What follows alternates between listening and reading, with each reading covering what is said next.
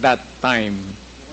Now, if you are asking for accountability, then if you can, I said, ina-admit ako naman, file the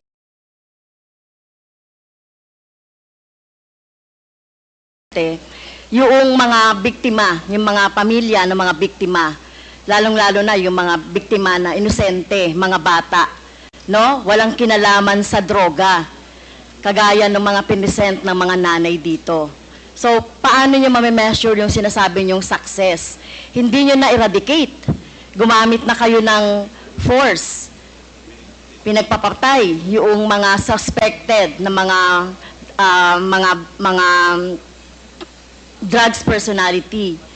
Pero, hindi pa rin na-eradicate. Sabi nyo, hindi nyo ma-eradicate yan kahit na gumamit na ng patayan. So, paano nyo nasabing success yung sa panahon ninyo itong war on drugs? in the sense that it was minimized. Hindi naman that's a relative word. Pero, you know, I cannot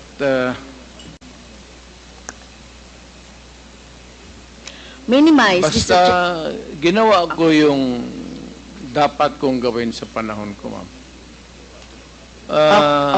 Whether it is really acceptable to all or none at all, ginawa ko yung dapat gawin ko as president at that time.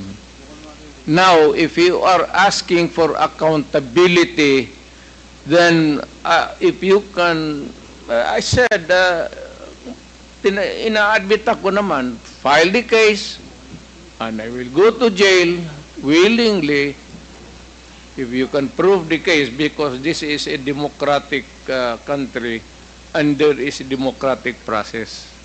Even for criminals and even for a president or mayor who committed a wrong in the campaign against the drug menace of this country. Okay, so sa tingin ko po, Mr. Chair, hindi kayo naging success, no?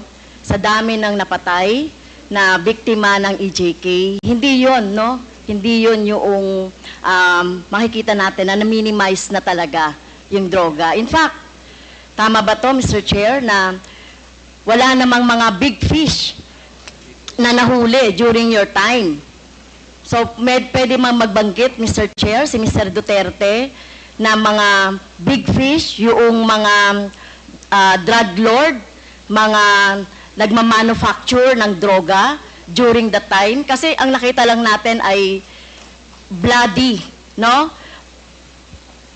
Dugo ng ating mga maliliit, mga mahihirap na mga mamamayan. Pwede ka bang magbanggit, Mr. Chair, si Mr. Duterte, na drug lord o malalaking smuggler ng droga na napatay or nahuli or napakulong sa panahon mo? Ma'am, magtanong ako. Mr. Chair, ako po yung nagtatanong. Point of order. Hindi, teka muna. Pwede po sasagutin na lang ng resource person. Mali yung tanong mo eh. So, Mr. Chair, bakit mali po yung tanong ko? Ang tinatanong ko lang po, may nahuli ba kayo na malaking kriminal, mga drug lords, mga nagmamanufacture ng droga sa panahon niyo po? Kasi ang nakita lang ng tao ay yung mga namatay na mga bata, na mga small time, na mga drug addicts, or mga pusher, etc. O meron mang mga LGU na mga mayor, merong iba. Kaya lang, yung pinanggagalingan po ng droga, meron po ba, Mr. Chair? Meron, ma'am. Marami doon nasa dagat, harap ng Davao. Yung iba naman dyan sa Mount Apo. Can you elaborate on that?